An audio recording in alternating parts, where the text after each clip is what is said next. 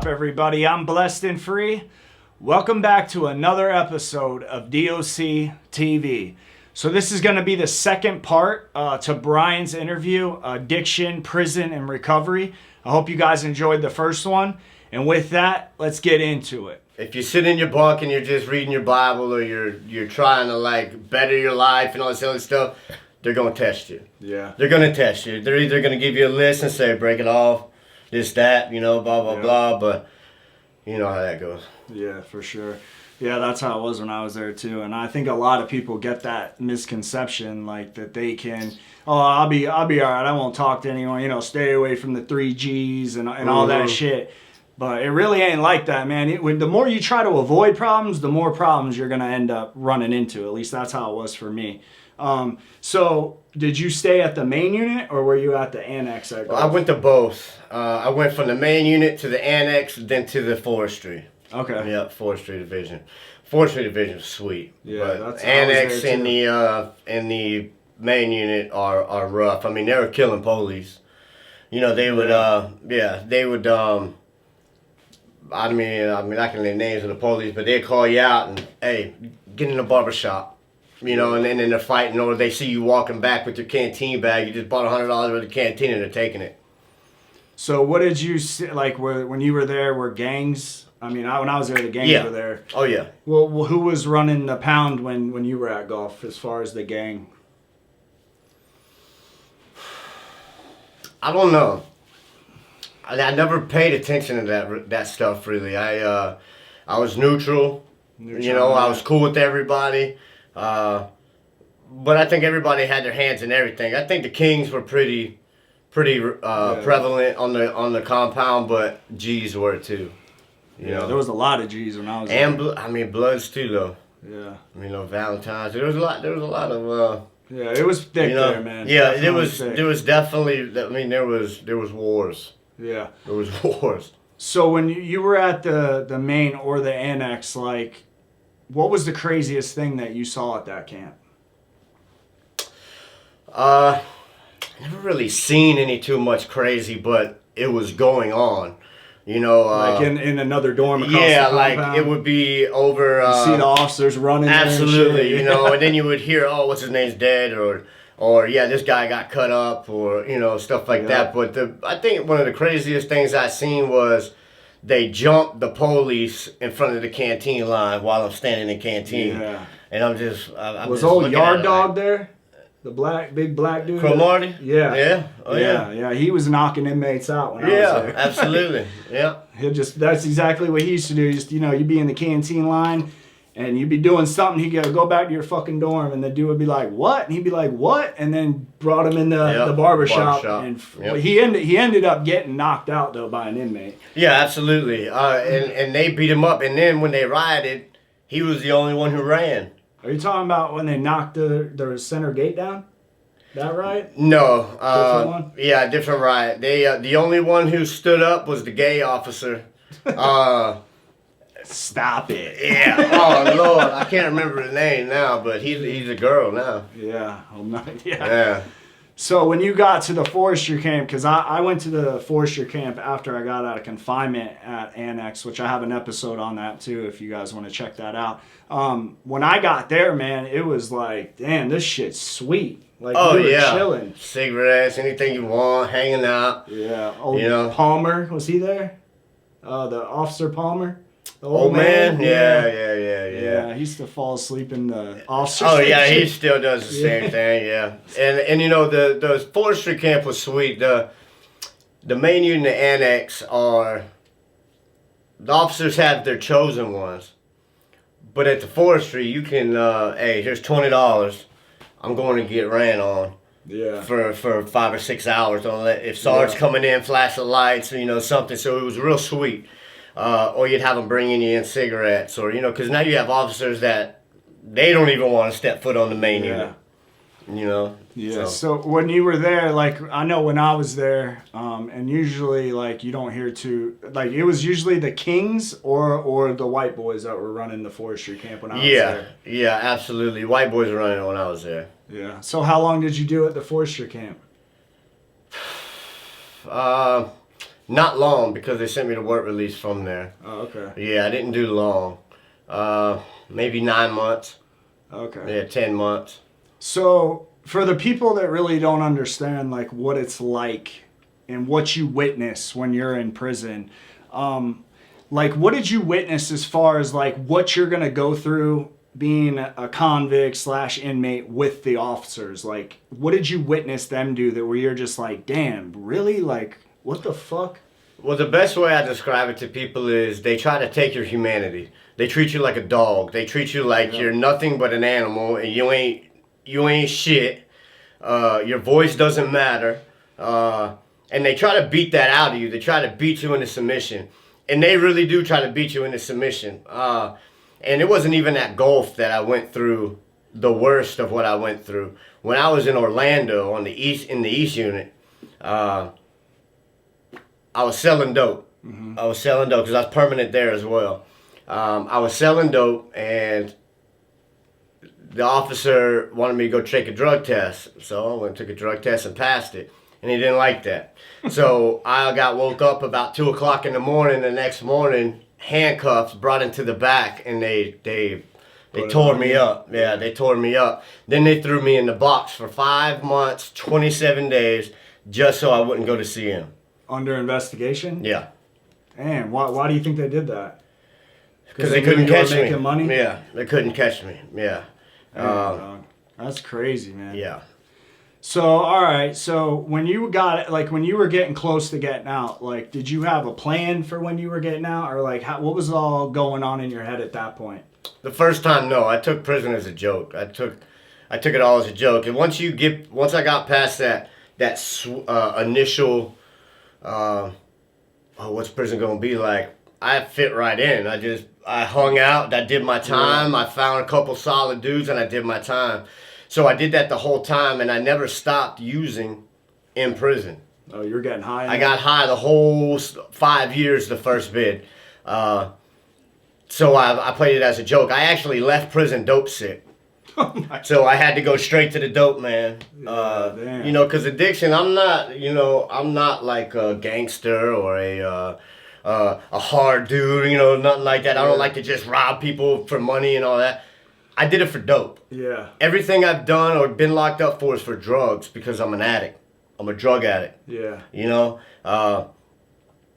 So when I got out, I met my wife, and I went to work release, got sent back from work release because same thing, I was doing dope, selling dope, had the whole compound, like, doing the same thing in there as I did on the street. Right. Just hustling, getting high, making money. Yeah.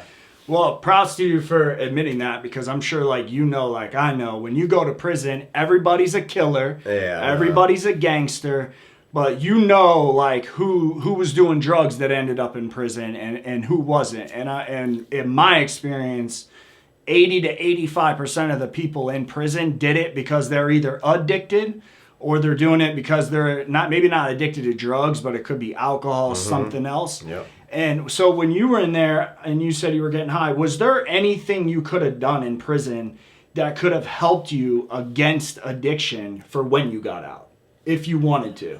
Yeah, I mean, not at Gulf. Yeah. Gulf had nothing. No, they barely had a church, And then I didn't want to go to church while I was in prison because that's where all the punks met. Yeah.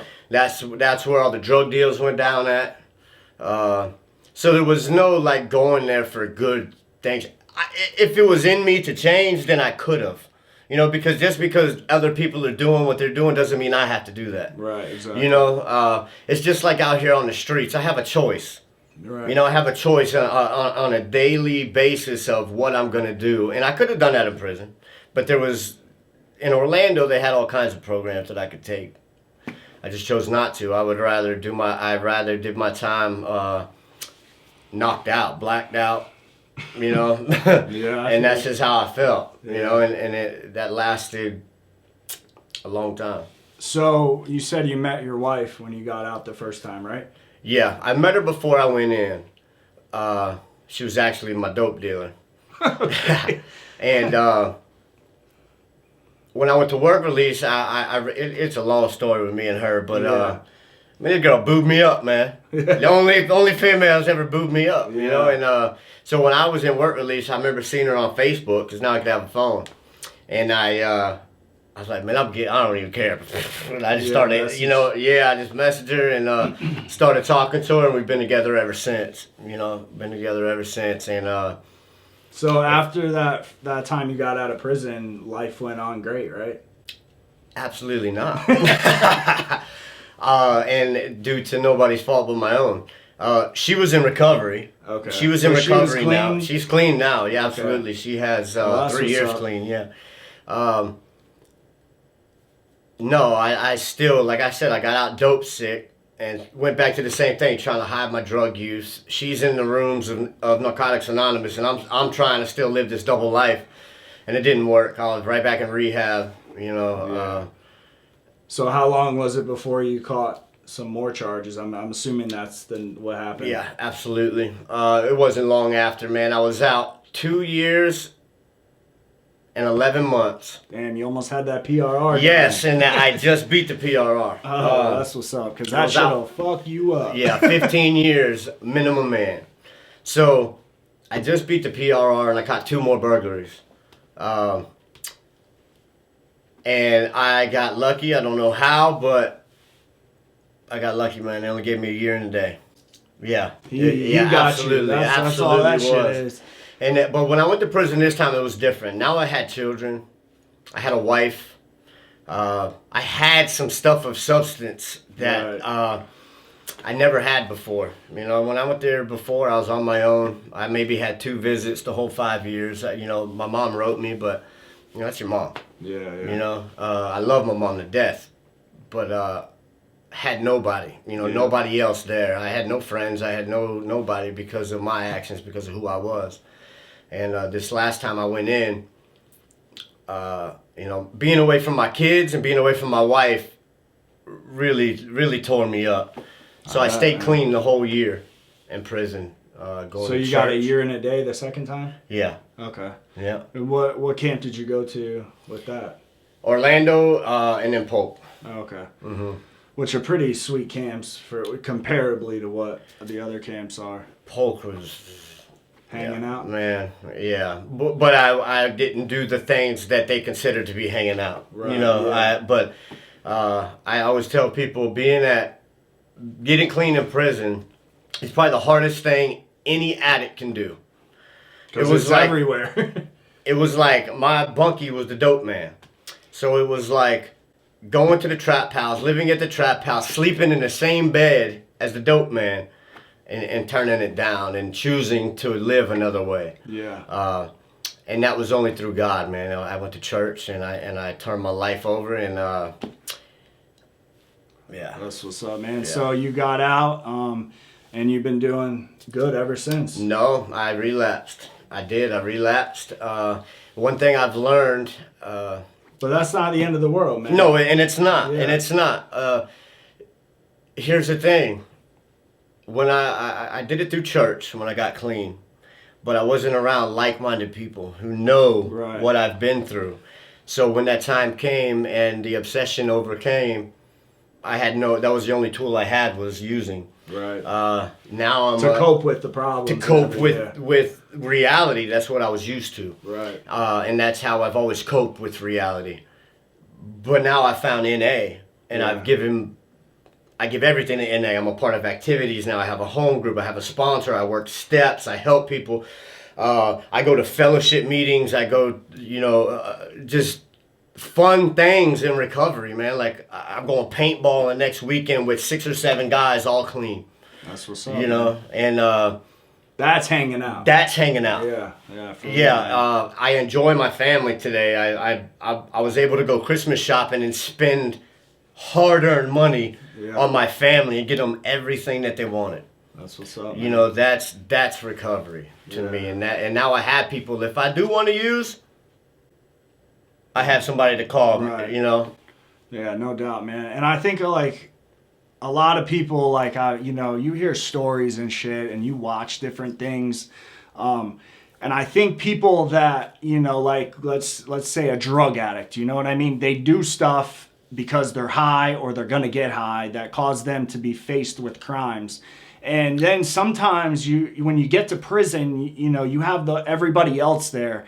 And they're just like, oh, that dude's a rockhead. That dude's a baser and all that shit, right? So they get judged because they're addicted to something. And in my eyes, addiction's a disease. You don't pick that shit. You just happen to get that shit. That's right. And so there's no different than somebody that's a drug addict in prison than there is somebody who robbed some old lady and stole all her shit and pushed her on the ground.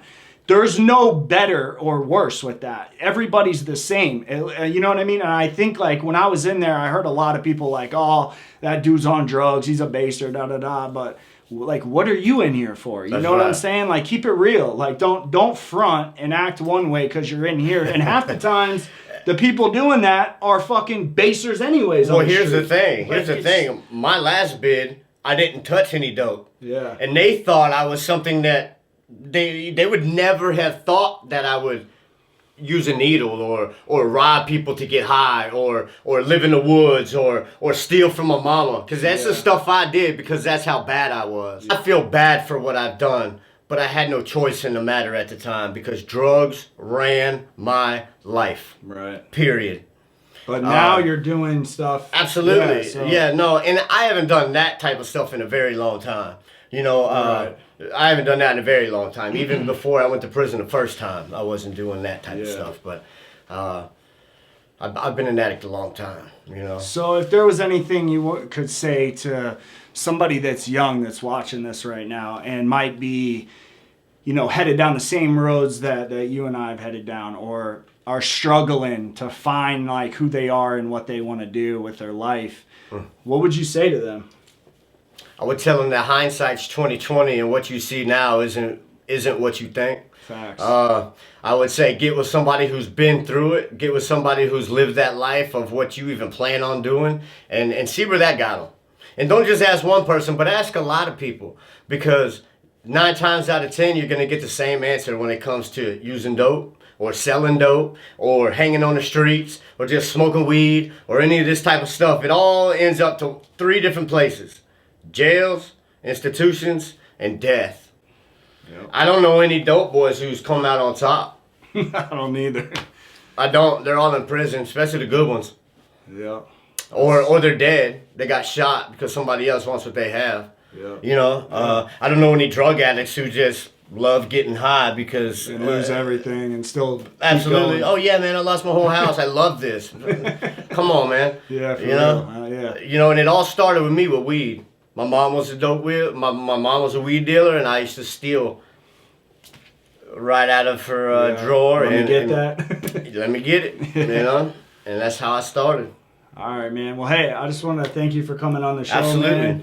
I'm glad you're doing good. Absolutely. For everybody watching this, if you haven't, hit that subscribe button, hit that like button, show some support. You can turn post notifications on all, so every time we drop an episode, you can hear it first. And with that, it's DOC TV, and I'm out.